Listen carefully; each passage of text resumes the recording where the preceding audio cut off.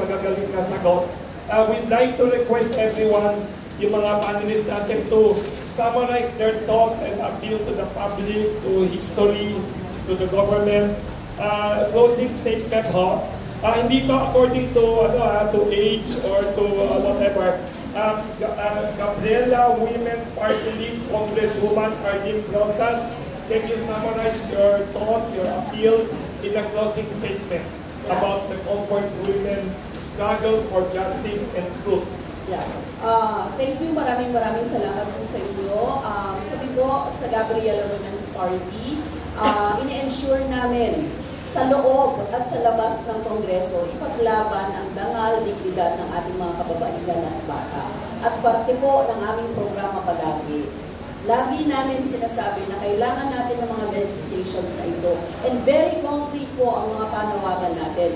We just hope na pakinggan tayo at magawa ang lahat ng mga gusto nating magawa.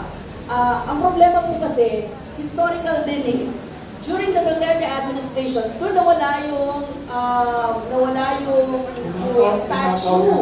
So nananawagan ka ng hustisya, hindi naman maibigay kahit ang human rights, no? Simple human rights sa atin.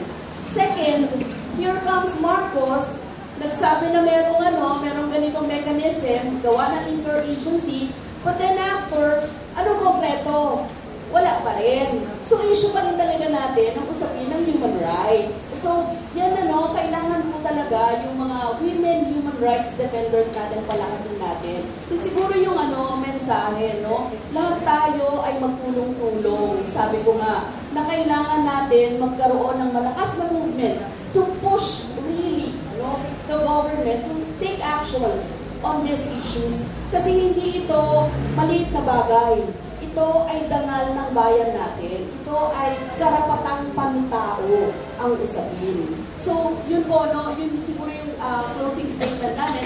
We will still push for this legislation, pero ang mahalaga po ay ang movement natin, katulad ng Flowers for Laura's campaign. And we are really very thankful sa dalawa nating naging guest na mga artista sa ating kasi sila talaga ang makakapagbigay ng through their influence, through their statements, through their what they're doing right now.